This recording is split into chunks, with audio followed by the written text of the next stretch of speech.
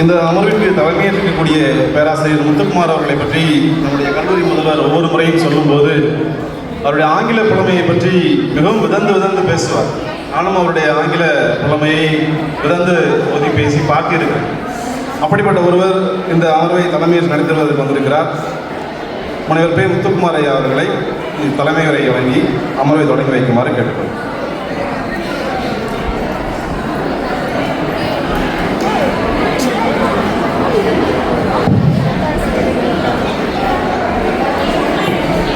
Thank you, Mohan Wasi.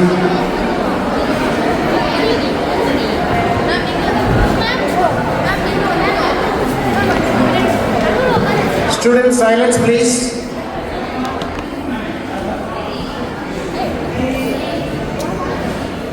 With the great regards to our principal, Dr. Raman, I consider it as a great privilege for us to honor one of the towering personality of Tamil literature today, Perumal Murugan here. Let us give a big accolades for him.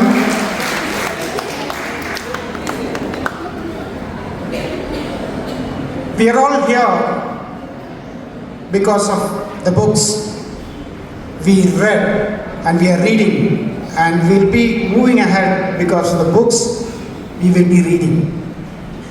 How the books had revolutionized the world, just a thought, just an idea, and a thought process had made a revolution in the world, and we are starting today in this because of the revolution the thinkers, the writers, philosophers and the books had made impact on us.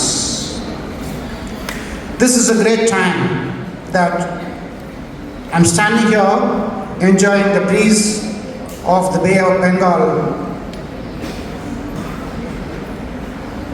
having the breath, reading the books of Perumal Murugan. I had a friend of mine visiting me from Holland a year ago, and he wanted to meet, he wanted to go to a bookshop, he wanted to buy some books in India, in Tamil Nadu. So by the time we didn't have the book fair, so I took him to Higginbotham's. He chose a book and he brought Perumal Murugan's book and told he is very famous in Holland.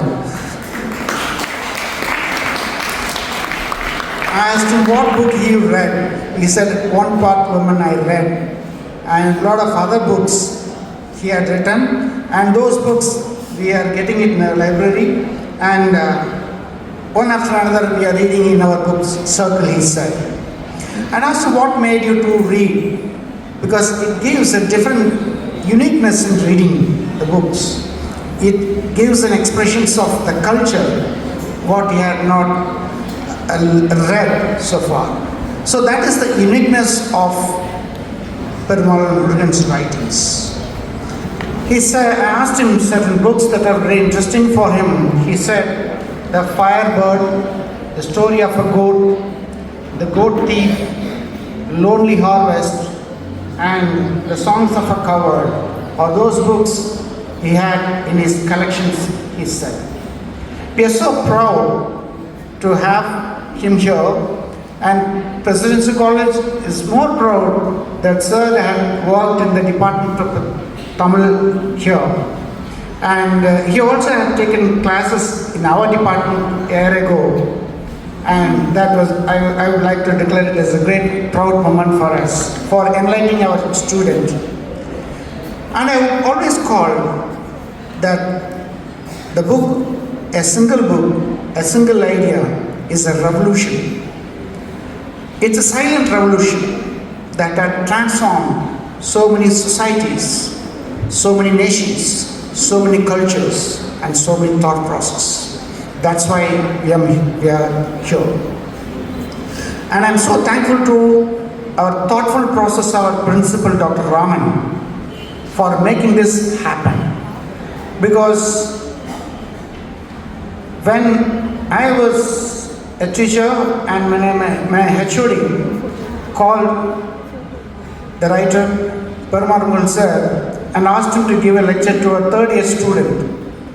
And he came casually and he addressed the student and I asked him, sir, such a remarkable writer, thinker, and you are just like that calling him and taking class for the third year. And he said, no sir, he's a very simple person, not expecting anything of that. I just requested him, he came and addressed the students. That much humble. What makes a learner becomes humble in the society, and this is what I learned from him, and we also need to learn from him. And this is what makes his thought process very popular, proud, and makes not only him to travel and his books to travel and his thoughts spreading towards all us, and it is reaching to entire nations and to the world and to the universe and to the students.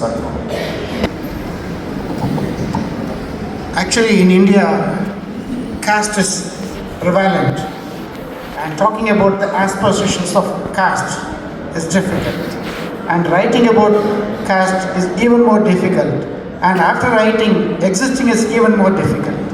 This is what the problem in India. All speaks about caste, breed caste, living in caste. That's what Rousseau in his social contract in civil society speaks about. The name of, as in the name of religion, people breathe death, violence and blood. Similar way in India, in the name of caste, people do the same.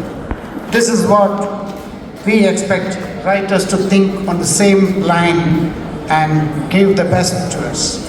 And in this lane, we have the next speaker, Luna J. She'll be speaking on literature and freedom.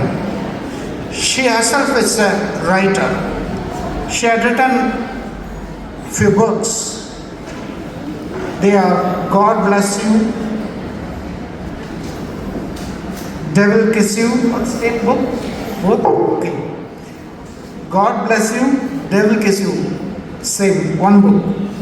And What the Heaven, her harem journal, postcards from a parallel universe and more. And apart from writer, she's an editor, and it gives me a look that she's very enthusiastic in observing the society, what is happening around her. That's all.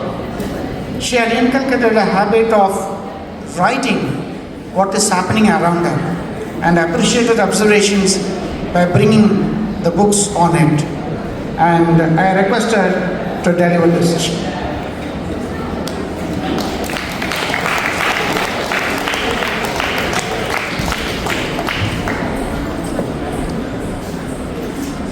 Hello and good afternoon to all. It's a great pleasure for me to be here, especially in this wonderful event. Thanks to the Tamil and English Department of Presidency College for conducting this one-day international seminar, and also I congratulate the release of the book Nanabiliyan Nilam.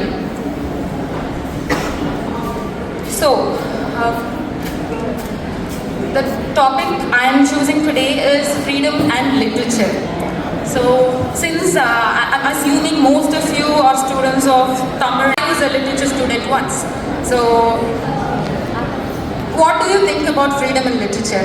What is an existential requirement for a writer? Anyone? What is a very essential requirement for a writer? If anyone wants to answer, you can raise your hands.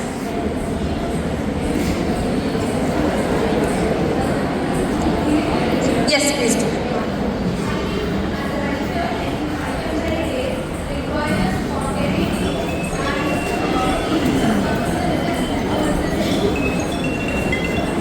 I'm sorry, I didn't get that.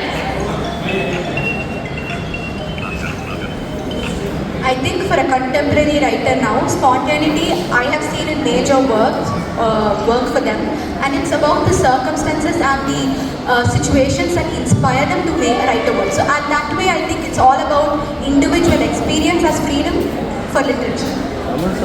That is a very good answer.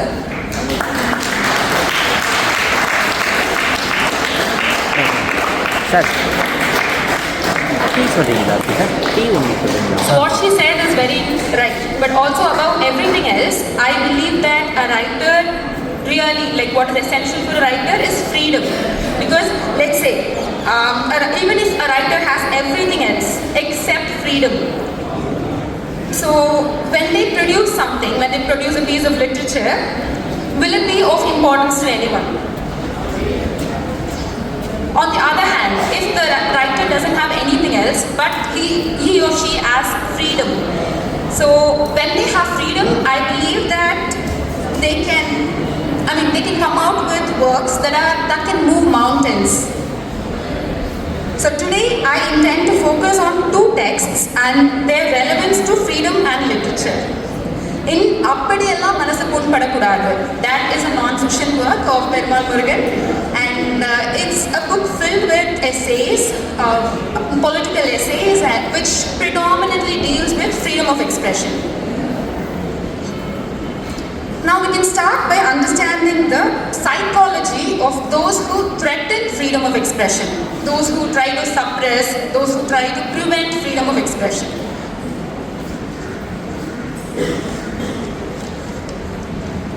And you wonder why we need to understand the psychology of those people? Because of course they are threatening our freedom. Why should we understand their psychology? Is that what is going on in your head? Okay, let me tell you why. Because they are never going to understand us. They are never going to understand us. So us, by us I mean the writers here, because we're dealing with literature here. So understanding occurs when the mind is open. These people, however, the people who are threatening or at least trying to threaten freedom of expression, so these people, however, refuses to understand because their mind is closed. It's narrow. They have closed their minds off. It's very rigid and it's not open, basically. Which is why I decide to examine them closer and understand their psychology. Because also I think it is our social responsibility as a writer to get into the minds of those who are not like us. Also, as literature students, you will know very well that our literature is filled with people who are broken, faulty and closed. People who oppose love marriages, those who are religious, chauvinists, and people who are caste and political fanatics.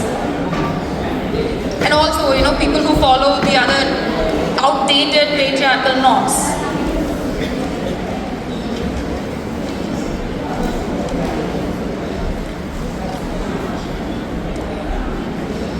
We can't understand reality without understanding about these kinds of people, especially in this age of caste atrocities and untouchability. It still exists, and honor killings. As a writer, as I see these realities, I would call these attitude as a feudal mindset. I'm sure you all know what feudal means, so I think it would be a very apt term to call this attitude as that, a feudal mindset. It is basically a mind that refuses to accept diversity, change, and differences in opinions. Also differences in lifestyle, basically differences. Someone who does not accept differences. This feudal mindset is rigid, basically, and it resists change in all forms, even small changes. From understanding their psychology, I would say intolerance of differences is one of the major reasons behind their mindset. Let's not even go to respect or understanding, let alone acceptance. But even the bare minimum requirement is what I'm talking about, tolerance. We're not asking you to respect our opinions. We're not asking someone to understand or accept. Understanding is very hard, but it's also a beautiful thing. But what is the biggest problem here is there is not even tolerance to differences. Everyone are different. And you have to tolerate their differences that is the root cause of all these themes that are very, very evident in Perumal Murugan's work, is what I believe. Because the inability to deal with differences, they end up doing the only thing they are good at. They not only reject, but also try to suppress anything and everything that they cannot understand or accept. Not only literature, like this is not limited only to literature, but we see this pattern in all walks of life, be it in our homes, be it in the streets, be it in any kind of institutions or systems, relationships to nations. This intolerance of differences rule the world. But it's also very important to notice that it is an exceptionally deadly combination when this intolerance is backed up by power. That is precisely how they threaten and suppress our freedom. Because intolerance itself is a very big threat. But imagine if it joins hands with power or those in power. That is the biggest problem that not just in literature. Like I said, in every walks of life we face. Freedom faces this. So these themes that I just mentioned can be found in Perumal Murugan's, I'm sure, like in all the texts. One Part Woman is a great example where freedom and literature meets. So far we've talked about both things separately, but now let's go into a text which I believe very beautifully merges both freedom and literature, and it's a fiction work. So basically you read between the lines, you feel, you emote, rather than just understand and take it. It's not non-fiction, it's not given to you directly. You basically feel and resonate with them. So I have noted down several texts that resonated with me in that way. I'll read it out to them and explain in a very small, I'll explain it in a nutshell. So the first quote that I would like to say is, that night, there were no names. No one asked who anyone was. So this is a ritualized freedom. So for those of you who have read this book, One Part Woman, you may know what I'm talking about. Even those who have not, please go and read it, because it is a very important piece to be read. This line, the sentence represents a ritualized freedom. Yes, there is freedom, but it is very, very temporary. Only during this festival, you have freedom. No one asks who you are, you can do whatever you want, but it is very limited within the set time period, within the set limited venue, just now and just here, nowhere else. So freedom here is temporary, and also it's anonymous, permitted only within this specific ritual space, only through tradition. Now that is a very important part to be noted, because freedom as such does not exist for most people, but if at all it exists, it always comes with conditions like, okay, you can do this, but you have to be like this. For example, I can say like, I'm sure you're all like maybe second or third year students, even lesser, like when I was back in college even, I'm sure you all have had your fair share of complaints and what do you say? I'm sure you all faced not having the freedom to do what you want, be it in anything.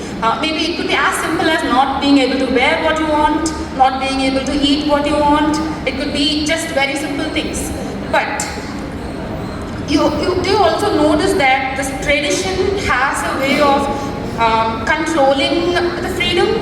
For example, let's say an Indian woman, a very South Indian woman, probably like mid-20s. So she wants to work, or she wants to study more, or anything. I'm sure a lot of you could maybe relate to this. But do you think it's that easy? I know we are in the 21st century. I know things have changed, and we are all like, very progressive, woke and everything. But even now, I see in everyday life, even in my very own circle, unfortunately, I see a lot of women still struggling to do what they want. Same with men. For men, it's actually, patriarchy is also the enemy of men too. when it comes to like not being able to express their emotions and not being themselves, basically. For women especially, this example, this specific example, I want to say, for example, you want to go to work, or you want to, let me start with a very simple thing actually. How many of you have heard this in their life? You want to go out somewhere, you've been told நீ ரொம்ப சின்ன சின்ன வயசு நீ போகக்கூடாது அப்படின்னு சொல்லுவாங்க. கொஞ்சம் வளர்ந்ததுக்கு அப்புறம் என்ன சொல்லுவாங்க, you're a teenager, இல்லை இந்த ஏஜ்ல போகக்கூடாது அப்படின்னு சொல்லுவாங்க. இல்லை then you grow up a bit higher and then they'll be like, no, even now you can't go because now you have other responsibilities. And then let's say maybe நீ வந்து marriage பண்ணி வச்சிடுறோம், கல்யாணத்துக்கு அப்புறம் நீ உன் ஸ்பௌஸை கூட்டிட்டு எங்கே வேணா போகும் பார்ட்னரோட அப்படின்ற மாதிரி சொல்லுவாங்க. ஸோ அதுக்கப்புறமா என்ன சொல்லுவாங்கன்னா, you have a kid or you have a child, you have a responsibility to take care of the home, and or if it's men, you have the responsibility to be the breadwinner or do this, do that. You all have, as a partner, you have responsibility. So why go out and have fun? Why not stay at home? And after a certain point of time, certain point of time is a very big gap of time, and then they say you're too old to go and do these things. Why would you want to go? So in the mind, at every point of life, every stage, no matter how many things we want to do, they also come up with their own reasons. They also come up with excuses and very valid reasons that we shouldn't do, why we shouldn't do அப்படிங்கிறது. So what I'm trying to say is, this some things to curb or affect our freedom will always be there in any form, in every form, even in the forms that you may not even realize that it's there. It's always there. So that is what I meant, what I was trying to say when we came to the tradition part. So next, let me move on to the next quote. If only we lived somewhere else, a place where no one knew us. So this is a sentence, this is from the character Punna, from the One Part Woman. So she feels this way. Honestly, which one of us haven't thought like this? At some point in our life, somewhere, we must have thought the same thing, because I have. If only we lived somewhere else, a place where no one knew us. How many of you have felt this? You can just raise your hands. Or you all felt very comfortable being here. You all felt very good in your own skins. Okay, I see some hands. Cool. Because that is the reality, like the sad reality now. And from this we realize that freedom is imagined as a geographical distance. The desire to escape the village gates. So according to this plot, it's the village. The village is always watching. People are under constant surveillance. Imagine you're always watched, but not in a very, I want the attention, I'm enjoying the attention kind of being watched. It's more like, even if you don't want to be watched, you're always watched. The freedom becomes an absence of surveillance.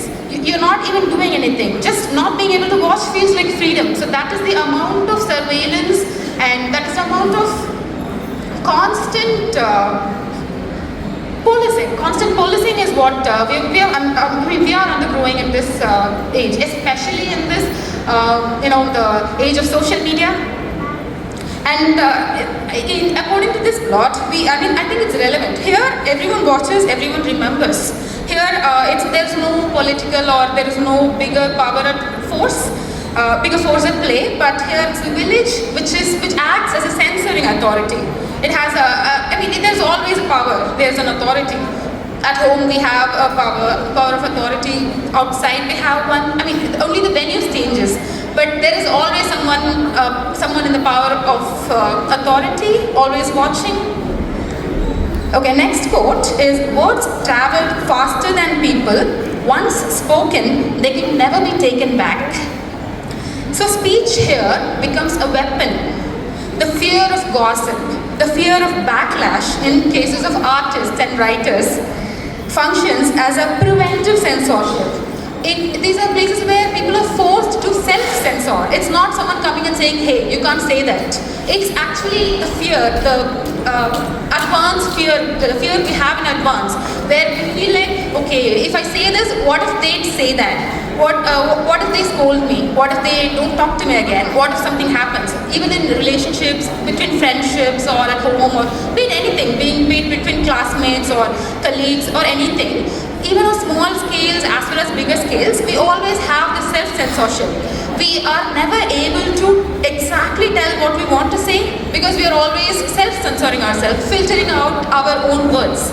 Because we don't want, because we're always worried about the consequences. So that is what it happens here too. It affects the way we even think. For writers, it is very hard because it's very disturbing and distressing, to be honest. Also, I mean, this is very generalized, but also especially for women, I think they are facing like a double standards in this.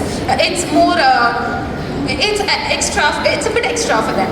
Silence becomes survival for women because most of the cases, if they want to survive, they are expected to be silent. Or, of course, they should fight tooth and nail for what they want, what they stand for, or what they believe in. So here, speech even becomes a punishment. So the next quote is, her body no longer felt like it belonged to her.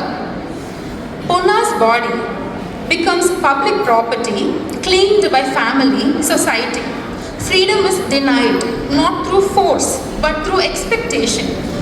Again, I know this may be like overemphasizing or stating the obvious, but even in my personal circle, I've seen women who wanted, freedom, or even wanted to just have the choice of choice over their own body, but which I have seen denied, but not through words, but through societal expectations saying, "Ipdidan irukkanum. This is a norm. This is the normal. Ipdidan irukkanum." Even if you go and ask them, even they themselves wouldn't know why it has to be that way. That is the magic of tradition. No one knows why it's that way, but it has to be. And this is a very crucial part for what I was saying before. The next quote is, without a child, what was a woman? Let me repeat that. Without a child, what was a woman? This rhetorical question collapses womanhood into reproduction, showing how freedom is structurally unavailable to women who fail to meet biological mandates. For example, I don't know if you felt this way, but all my life I have felt this way, that women are always,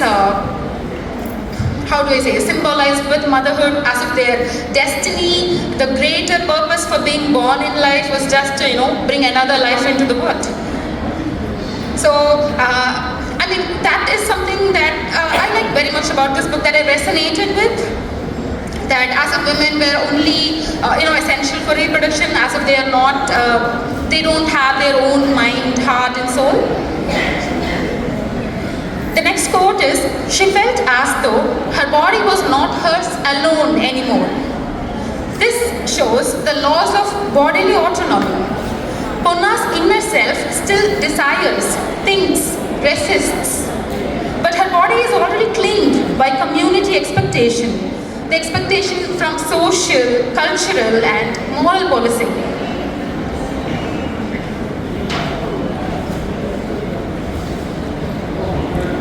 So the next quote is, no one asked her what she wanted. No one asked her what she wanted. This is one of the most devastating moments in the novel, according to me, because censorship here is not about speech alone. No one specifically told her you can't answer, or you can't, you don't have a say in this. No one explicitly told her this, but it's very systematic. It's a very systematic erasure of female choice, not just forbidden from speaking, but excluded entirely. It's not like no one asked her, you can't answer this or you can't choose. They just never even considered her as an option, or that no one even acknowledged her presence. Now let me wait for you all to acknowledge my presence. Thank you. The next quote is,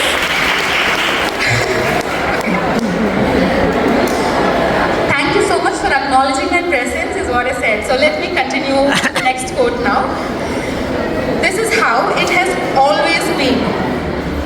This is how it has always been, even back when I was in college.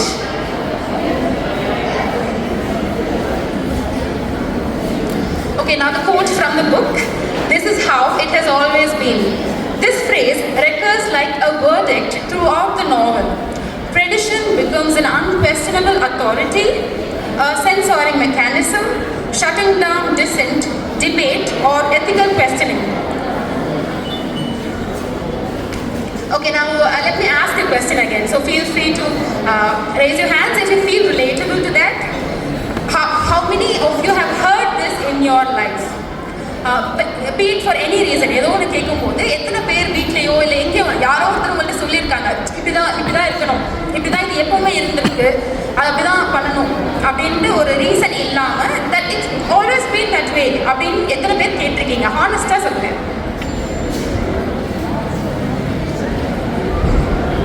Okay. Alright, thank you. I have grown up listening to the same thing too, be it about anything, religion or the way we do things or the way we want things, about lifestyle, ஏதோ ஒரு விஷயமா இருந்தாலும் இப்படிதான் இருக்கணும் அப்படின்ற விஷயத்தை நானும் கேட்டுதான் வளர்ந்துருக்கேன். So I'm used to that. So in the novel, this phrase recurs a lot because they are emphasizing the authority of tradition here. Then, through this book, Perumal Murugan shows that freedom exists only when censorship fails. And censorship survives by putting on the mask of tradition, care, and morality. The tragedy of One Part Woman is not just that Ponna is denied freedom, but that she is denied the language to even ask for that freedom.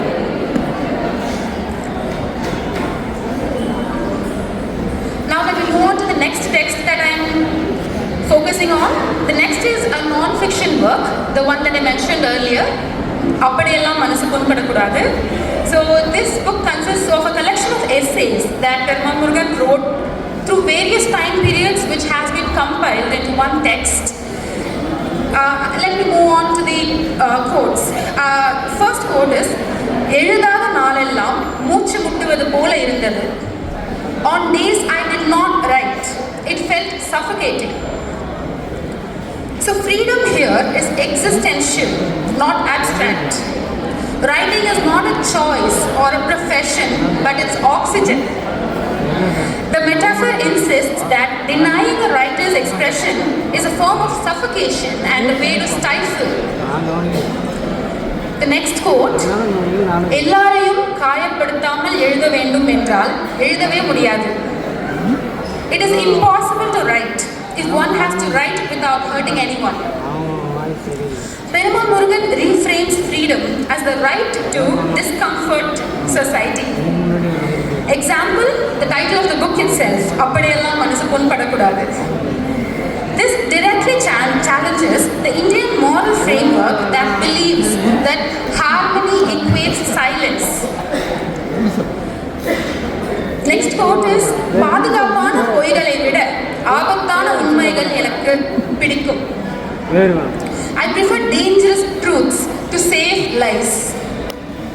This line shows Perumal Murugan's ethical stance that freedom is not about protection or approval, but about moral risk and about having a choice.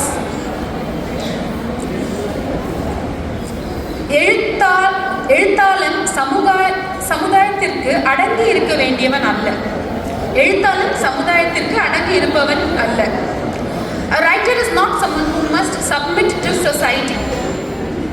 This is a direct rejection of the idea that writers are cultural servants. Freedom is framed as intellectual disobedience. Unlike the novel One Part Woman, this book directly addresses lived censorships, social, institutional, and ideological censorships. The next one is, உணர்ச்சி புண்பட்டது என்று சொல்வது இன்று ஒரு ஆயுதம். Today it is a weapon to claim being hurt. Perumal Murugan exposes how sentiment functions as a political tool, not an emotional truth, not just an emotional truth, and hence anticipating debates on cancel culture and moral policing. கற்பனைக்கும் அனுமதி கேட்க வேண்டிய நிலை வந்துவிட்டது. We have reached a point where even imagination needs permission. This is one of my most favorite lines from this book. This is also the worst kind of censorship and the worst enemy of freedom. It is sad to realize that censorship is powerful enough to invade one's personal thoughts, powerful enough to invade their choices, dictate individual choices. So, let me share something personal now. You may all have heard that I am a writer in my own right, and I've written a couple of books, and I also translate and do editing. But recently, very recently, like I think a couple of days ago in Chennai International Book Fair, someone asked me why your works are, always very universal. You have characters named Jade and Charles, or names that are universally accepted, not just tied down to Tamil Nadu or regionally where you're from. So when I was asked this question, it took me a few seconds to actually realize why that was. It provoked my thought, and I realized that even I write fiction. I've only written fiction so far, because with fiction we have this fictional license. We can write whatever we want and we can get away with it, or so I thought, until I saw what happened with one Bathwoman and the consequences Perumal Murugan has to face. So even when we write fiction, when we try to sugarcoat things as stuff that you read between the lines, you still face consequences if that triggers the intolerant people, the people who are, the kind of people we talked about, who can't tolerate differences. And if the combination is they're also backed up by power. So I think that is also one of the reasons why I have not written anything that has been set specifically in Tamil Nadu or where I live. But of course, as a writer, everyone has writes something, some elements of their own life or their experiences would be there. That was there. But I realized, it was a very sad realization for me that even without knowing it, even I had been self-censoring myself and in my writings, that is something that we all should, unlearn. Because I realized, at least now, it's never too late to realize that and, get over that, overcome that. We see this every day, like in everything. Like I said, I noticed it in this aspect of my writing, but even in relationships. None of us knew, like how many of us here are in any kind of relationship, be it friendship or a romantic relationship or any kind of relationship that you are actually, you want to say something, but you're not able to say what you want. You have been self-censoring. The next part is, but in literature, it is more dangerous because what is literature as an art form without freedom? It's nothing. Literature without freedom is nothing.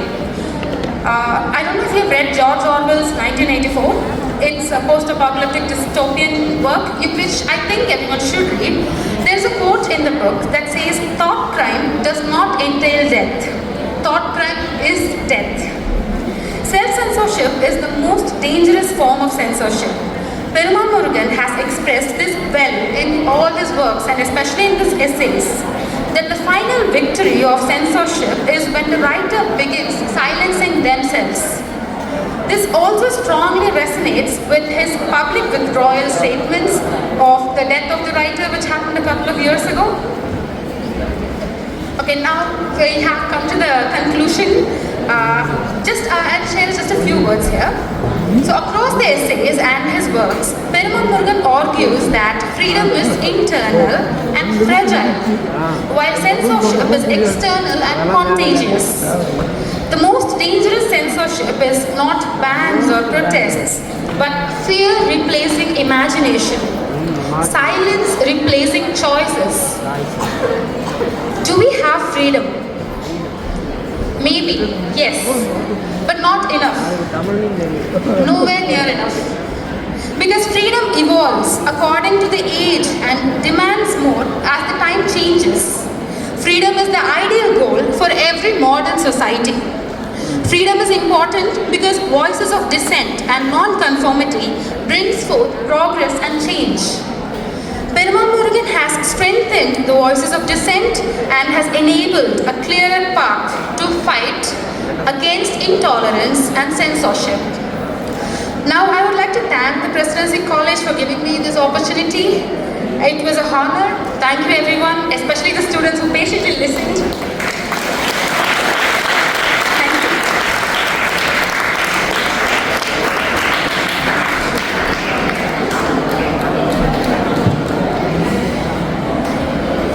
Thank you, Luna, for your long deliberations on literature and freedom. And your clap conveyed the constraints of freedom. And it is wonderful. In my observation, literature and freedom are twins. Literature gives birth to freedom, and freedom gives birth to literature. This is what my personal experiences also. When I was in military training, out of fear, I could not write anything or even think anything. But then I realized, when I was out of military training, I realized I could write, think, and even publish my poems. So then I felt how important this freedom is to give birth to literature.